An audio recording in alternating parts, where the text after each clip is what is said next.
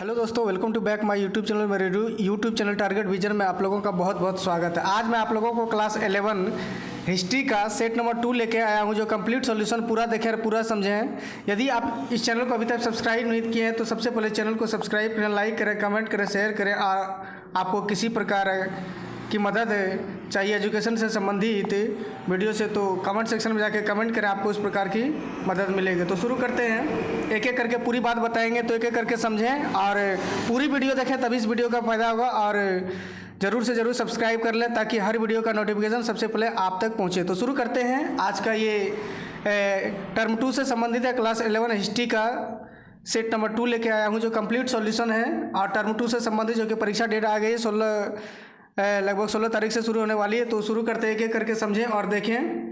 तो ये model set है, सेट नंबर 2 हिस्ट्री का पूरी बात बताएंगे, एक एक करके समझें। ये हिस्ट्री का मॉडल सेट 2 है, जो कि 40 मार्क्स से संबंधित है। प्रश्न क्या करना है 1 से, तो पूरी बात समझें। 1 से 7 तक क्या करना है आपको। सिर्फ 5 प्रश्न का उत्तर देना, जो कि दो अंक का है, और इसमें से 5 प्रश्न का उत्तर देना है। नेक्स्ट है, प्रश्न क्या है 8 से 14 तक केवल 5 प्रश्नों का ही उत्तर देना, वो भी 50 शब्दों में देना है। और प्रश्न संख्या है 15 से 19, तो 15 से 19 तक जो यहाँ है, ये इसमें से 3 ही प्रश्न का आंसर देना है, वो भी कितना शब्दों में, 150 शब्दों में देना है। अब नेक्स्ट चलते हैं प्रश्न की ओर, तो अच्छे से देखें और समझें। शुरू करते हैं। तो 1 नंबर क्या करता है, 1 नंबर क्वेश्चन कहता है कि मार्टिन लूथर द्वारा 95 थीसिस की रचना कब हुई। तो ये 1 नंबर प्रश्न है, मार्टिन लूथर द्वारा 95 थीसिस की रचना कब हुई। तो 31 अक्टूबर 1517 को अपना विरोध पत्र दी 95 थीसिस की रचना की। नेक्स्ट क्वेश्चन है, इग्नाशियस लोयोला ने सोसाइटी ऑफ जीसस नामक संस्था की स्थापना कब की। तो संस्था की स्थापना कब की, तो कैथोलिक चर्च द्वारा संत के रूप में मान्यता प्राप्त लोयोला के सेंट इग्नेटियस ने 1534 में सोसाइटी में क्या किया, सोसाइटी ऑफ जीसस की स्थापना की। नेक्स्ट प्रश्न की ओर चलते हैं। नेक्स्ट प्रश्न है 3 नंबर, क्या कहता है, किस पेड़ के नाम पर ब्राज़ील देश का नाम पड़ा। तो किस पेड़ के नाम पे ब्राज़ील देश पड़ा, इसका आंसर कमेंट सेक्शन में ज़रूर देना है। और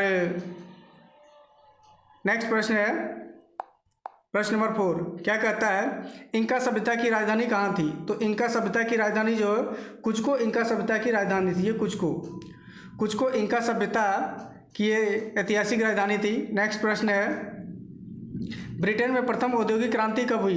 ब्रिटेन में प्रथम औद्योगिक क्रांति जो हो गया,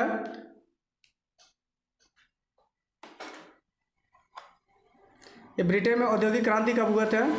औद्योगिक क्रांति अवधि ब्रिटेन में लगभग 1740 से 1850 के बीच में ब्रिटेन में औद्योगिक क्रांति की हुई। नेक्स्ट क्वेश्चन है, लुडीज्म आंदोलन कब हुआ। तो नेक्स्ट प्रश्न है प्रश्न नंबर 6, लुडीज्म आंदोलन कब हुआ। तो लुडीज्म आंदोलन जो है 1811 से 1817 के बीच में हुआ। नेक्स्ट प्रश्न है, आधुनिक चीन के संस्थापक कौन थे। तो आधुनिक चीन के संस्थापक थे, आधुनिक चीन के जनक या संस्थापक कहें, वो माओ त्से तुंग थे। नेक्स्ट है, तो इसमें से ये 7 प्रश्न में कुल 5 प्रश्न का ही आंसर देना है। नेक्स्ट है, अब शुरू होता है दीर्घ उत्तरीय प्रश्न। ये दीर्घ उत्तरीय प्रश्न शुरू होता है, कहता है, पाप स्वीकारोक्ति नामक दस्तावेज क्या थी। तो इजी होगा, क्या थी। तो पाप स्वीकारोक्ति नामक दस्तावेज चर्च द्वारा जारी दस्तावेज, जो व्यक्ति को उसके सभी पापों से मुक्ति दिलाते हैं। नेक्स्ट है,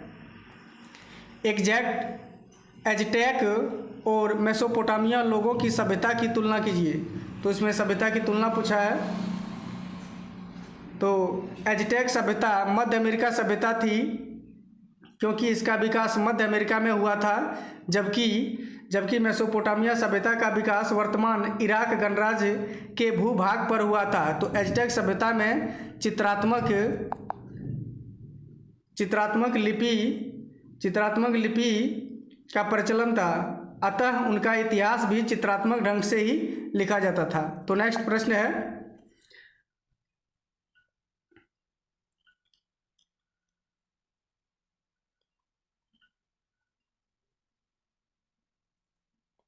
नेक्स्ट प्रश्न है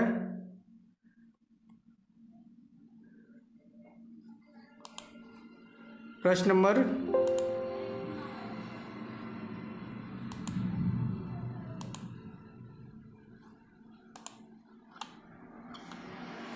प्रश्न नंबर 10 शायद छूट गया। किन कारणों से स्पेन और पुर्तगाल ने 15वीं शताब्दी में सबसे पहले अटलांटिक महासागर के पार जाने का साहस किया? तो ये शायद क्वेश्चन छूट गया है। तो इसका आंसर है स्पेन और पुर्तगाल की भौगोलिक स्थिति ने उन्हें अटलांटिक पारगमन की प्रेरणा दी।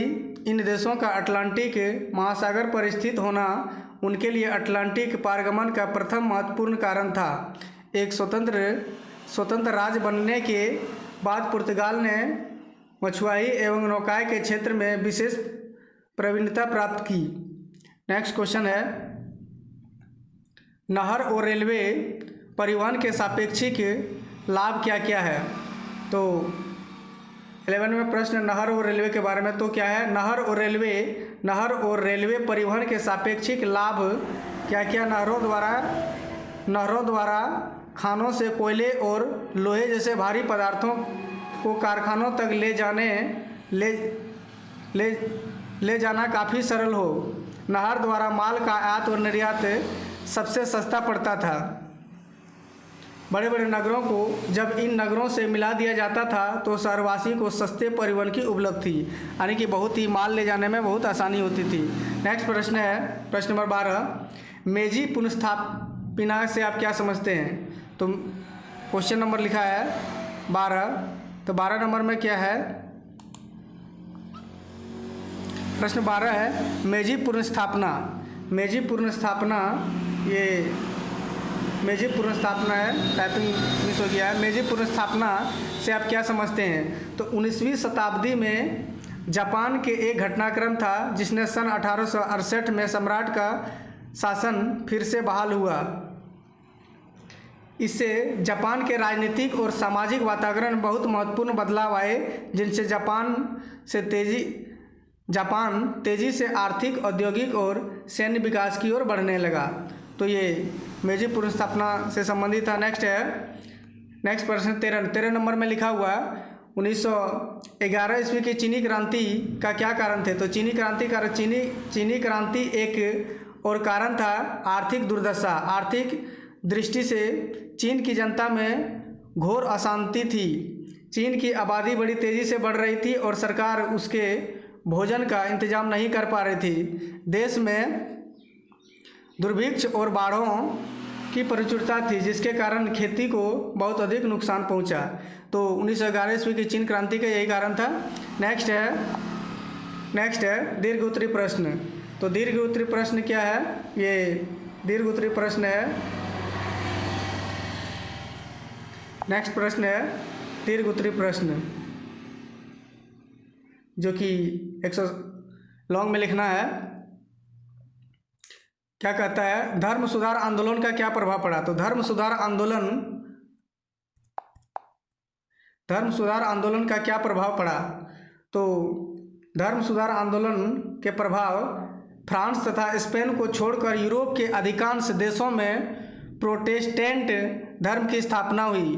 कैथोलिक तथा प्रोटेस्टेंटों के बीच धर्म के नाम पर 30 वर्षीय 1800 से 1648 ईस्वी युद्ध हुआ। इस आंदोलन ने यूरोप के ईसाई देशों की एकता नष्ट कर दी। ईसाई जगत शब्द का नामो निशान मिट गया। तो धर्म सुधार आंदोलन से यही प्रभाव पड़ा कि धर्म के सुधार के लिए जो आंदोलन किया गया, तो किया गया ईसाई जगत शब्द का नामो निशान मिट गया। नेक्स्ट प्रश्न है 16, नेक्स्ट है 16 में क्या कहता है कि ऐसे कौन से कारण थे जिनसे 15वीं शताब्दी में यूरोपीय नौचालन को सहायता मिली। तो इसके लिए 3 पॉइंट है। पॉइंट नंबर 1 क्या है, 1380 में कुतुबनुमा अर्थात दिशा सूचक यंत्र का आविष्कार हो चुका था। इसे यात्रियों को खुले समुद्र में दिशाओं की सहायता जानकारी नहीं हो सकती थी। सेकेंड पॉइंट है, समुद्र यात्रा पर जाने वाले यूरोपीय जहाज़ों में भी काफ़ी सुधार हो चुके थे। बड़े बड़े जहाज़ों का निर्माण होने लगा था जो विशाल मात्रा में माल की ढुलाई कर सकते थे। नेक्स्ट प्रश्न है 17 नंबर, दक्षिण अमेरिका की खोज ने यूरोप उपनिवेश के विकास को जन्म दिया। कैसे दिया? तो जन्म दिया 1560 ईस्वी में। लगभग 40 वर्ष तक सैकड़ों जहाज निरंतर दक्षिण अमेरिका की खानों से चांदी स्पेन लेते रहे हैं। क्या कर रहे थे? दक्षिण अमेरिका की खान से चांदी स्पेन लाते रहे। औद्योगिक क्रांतिकरण के विस्तार से यूरोपीय कारखानों द्वारा भारी मात्रा में उत्पादन तैयार किया जाने लगा, जिससे बेचने के लिए नए नए बाज़ारों की आवश्यकता महसूस की जाने लगी। इससे सभी उपनिवेशवाद को काफ़ी प्रोत्साहन मिला। नेक्स्ट है 18 नंबर है, विश्व के भिन्न भिन्न देशों में रेलवे आ जाने से वहाँ के जनजीवन पर क्या प्रभाव पड़ा? तो वहाँ के जनजीवन पर जो प्रभाव पड़ा तुलनात्मक विवेचना करना है। तो रेलवे के विकास के कारण जहाँ साम्राज्यवादी देशों के लोगों धनवान होते गए, वहीं उसके कारण उपनिवेशी देशों की जनता बेकार और गरीब होती चली गई। रेलवे के विकास के फलस्वरूप साम्राज्यवादी शक्तियों को विशेष रूप से लाभ मिला, क्योंकि उनका तैयार माल तेज़ी से अपने औपनिवेशिक क्षेत्रों में पहुंचने लगा और उन्हें अधिकाधिक लाभ यानी अधिक से अधिक लाभ मिलने लगा। तो इस प्रकार क्या हुआ? इस प्रकार ये 18 नंबर का आंसर था। नेक्स्ट प्रश्न है 19 क्या कहता है, जापान के विकास के साथ साथ वहाँ की रोज़मर्रा की ज़िंदगी में किस तरह बदलाव आए? तो किस तरह बदलाव आए? जापान के विकास के साथ साथ नवीन घरेलू उत्पादों जैसे कुकर स्टोरर आदि का प्रयोग होने लगा। आधुनिकता के प्रसार ने नवीन मध्यवर्गीय परिवारों को प्रभावित किया।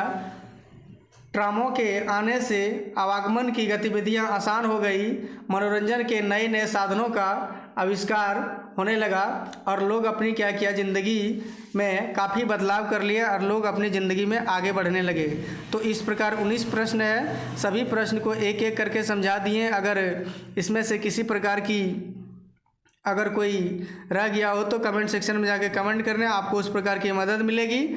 और चैनल को अभी तक आप सब्सक्राइब नहीं किए तो सबसे पहले चैनल सब्सक्राइब करें ताकि हर वीडियो सबसे पहले आप तक पहुंचे, और कमेंट करें और वीडियो को शेयर करें अपने दोस्तों के पास ताकि इस वीडियो से सभी का फ़ायदा हो। जय हिंद दोस्तों।